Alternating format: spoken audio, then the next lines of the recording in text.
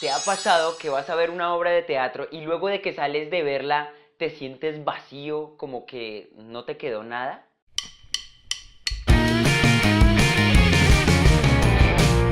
Yo soy Pipe Porras y esta es una nueva entrega.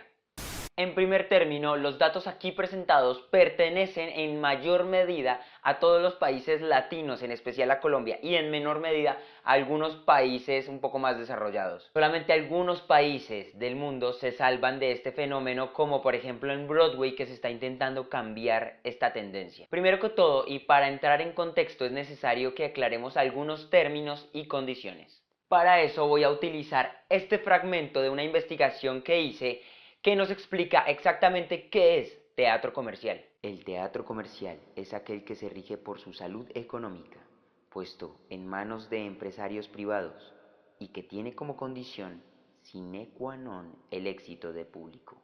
Sin el público, este teatro no existe.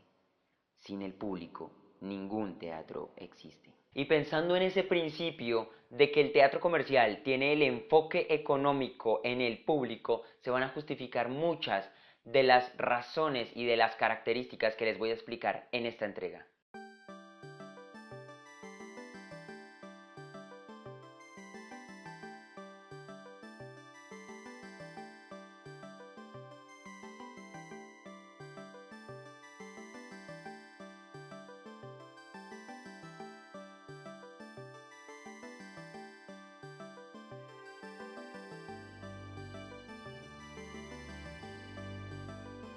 Un nuevo tipo de teatro que pintaba muy bien para la época. El teatro comercial aparece en Europa a principios del siglo XX, con una fuerte tendencia sobre todo en España y sus alrededores, con exponentes dramatúrgicos como Carlos Arniche, Pedro Muñoz Seca, Eduardo Marquina, entre otros. Se dividía entonces en tres aspectos importantes que lo representaban, que eran teatro poético, el teatro cómico y la comedia burguesa. Cada una con sus respectivos géneros, subgéneros o subtipos que se independizarían más adelante en el siglo XXI y tomarían más fuerza, adquiriendo cada uno sus propias características. Tendríamos que dedicar un video a cada uno de ellos para explicar.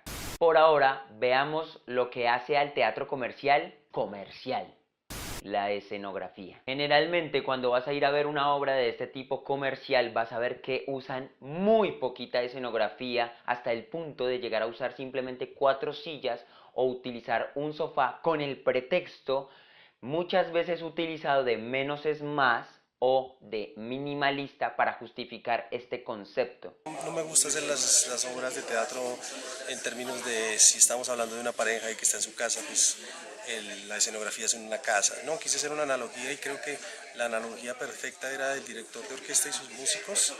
Los vestuarios. Los vestuarios son una prenda muy importante de la pieza teatral porque representan la estética, lo vistoso que va a hacer el espectáculo a los ojos del espectador. Solo en algunas excepciones de algunas obras sucede que el vestuario adquiere una importancia más relevante en la psicología del personaje y en el desarrollo dramatúrgico del argumento. Es decir, que el vestuario no adquiere la importancia que debería dársele para la obra, sino que se pone en un segundo plano y llega a pasar solamente como un elemento ornamental. Incluso en muchos de los casos no existe el vestuario o las prendas de vestuario son muy mínimas. Pero repito, generalmente y en su mayoría los vestuarios no influyen ni en el personaje ni en el desarrollo de la obra. Un aspecto muy importante es que el vestuario femenino en estas obras tiene que ser también minimalista. Sobre el argumento de la obra. El tema casi que obligatorio en este tipo de espectáculos es el amor, porque genera mayor identificación en el espectador, y de ahí se pueden desprender una variedad de subtemas, los que quieras: infidelidad, celos, violencia, drogas, lo que quieras. En el caso, por ejemplo, de la stand-up comedy, puedes variar con algunos comentarios escatológicos o morbosos o de doble sentido. En la mayoría de las obras, por cierto, también vas a encontrar que el lenguaje es muy muy ligero. Tengo que hablar también acerca de que muchas veces en el stand-up comedy específicamente el lenguaje puede llegar a ser discriminatorio. Los comediantes somos como las actrices, se la tenemos que chupar a la persona correcta para tener oportunidades.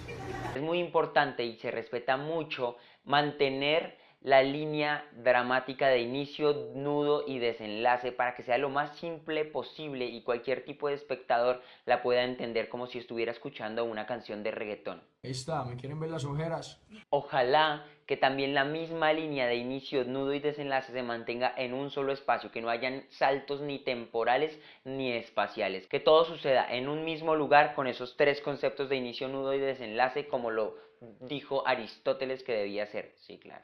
Ya que hablamos del género, debes proponerte que el género de la obra sea una comedia. Una tragedia supondría una caída en las ventas de taquilla. Pues cada vez que vayas a ver una obra de teatro comercial, encontrarás generalmente una comedia. Pero no cualquier comedia, ojo, comedia ligera, fácil de masticar, fácil de digerir, fácil de actuar y por supuesto, fácil de escribir. Ya va, ahorita hablamos de la dramaturgia, calma. Y por último, el final. Tiene que ser un final que todos esperen y ojalá un final feliz. Como en los cuentos de hadas. Reconciliación, matrimonio, amistad, todos bien. Nadie engañado como en las comedias de Molière. Ahora sí, sobre la dramaturgia. Sobre la dramaturgia o escritura hay mucho que decir, pero nos vamos a enfocar en los aspectos generales para que no se nos vaya a alargar mucho este video.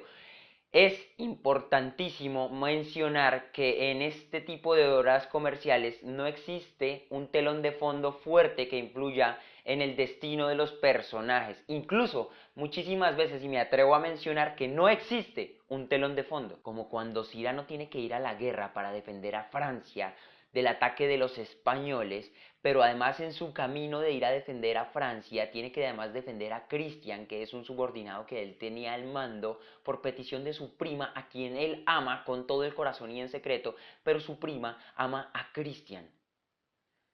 O como cuando en Noche de Reyes la guerra en un naufragio separa a dos hermanos mellizos y quiso la fortuna de que cada uno se hiciera rico y tuviera una mejor vida para luego juntarlos al final de la historia. Si tienen más dudas acerca de los elementos dramatúrgicos que estoy mencionando y acerca de las obras que acabo de mencionar, pueden ir a ver esos videos en el listado de videos que ya hice en el canal. Les dejo los links en la descripción. Debo destacar que sí encuentro en muchas de estas obras de tipo comercial una construcción sólida de los personajes desde la dramaturgia. No voy a tocar, o voy a tocar muy levemente, el tema actoral, porque ya es un tema para otro video. El carácter de los personajes se encuentra muy bien definido, tienen muy claro hacia dónde quieren llegar, tienen muy claro cuáles son sus objetivos y cuáles son sus intereses, y usan muchísimas veces las profesiones de fe que nos dan cuenta de los deseos del personaje. Nota al pie. Una profesión de fe es un dicho o un deseo del personaje. Por ejemplo, creo que el rey no es sino un hombre, como yo lo soy. Cuanta más gente encuentro, más feliz soy. Con la criatura más insignificante, uno aprende. Uno aprende, se enriquece, saborea su felicidad. La profesión de fe cumple con algunos parámetros técnicos que veremos en otro video. Y tengamos también en cuenta que la mayoría del lenguaje que se usa, como mencionábamos anteriormente, en este tipo de obras es de el tipo chiste fácil.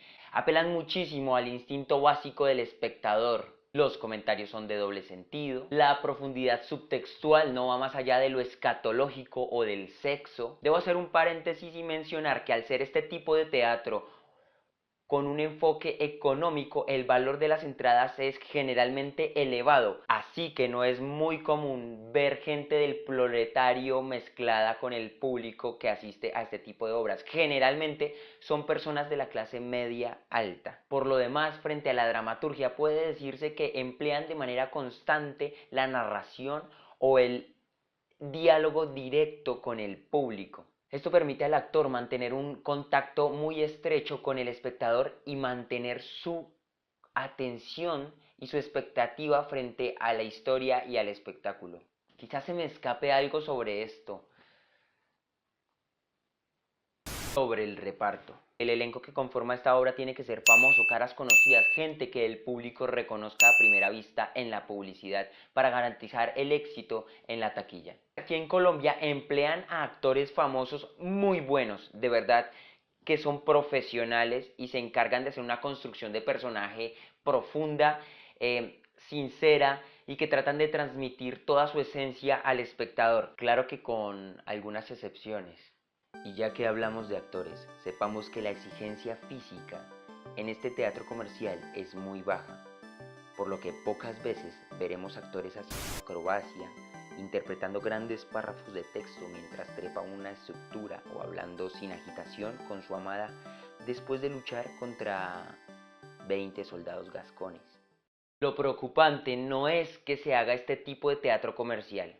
Lo preocupante es que en países como por ejemplo Colombia el presupuesto para cultura cada vez es menor y teatros que antes se dedicaban a hacer teatro independiente, a hacer teatro un poco más de exploración, de denuncia, ahora tienen que migrar a este tipo de espectáculos comerciales con caras conocidas, con poca profundidad, para mantenerse y poder sobrevivir prácticamente en una sociedad que está pidiendo a gritos educación, está pidiendo a gritos cultura, que está pidiendo oportunidades.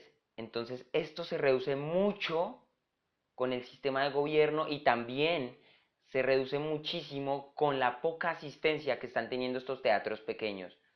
Hoy en día todo lo queremos light, fácil de digerir, fácil de consumir.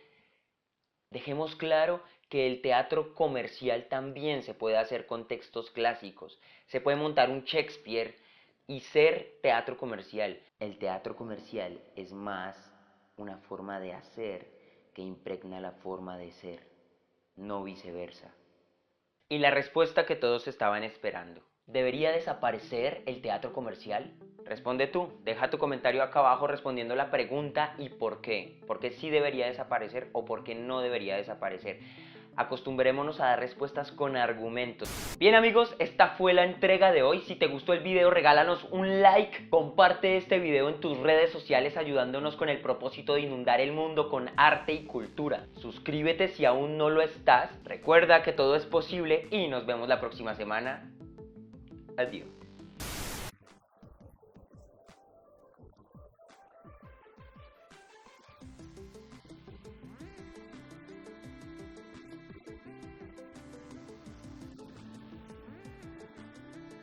Que si como actor me invitan a interpretar una obra de estas, ¿lo hago?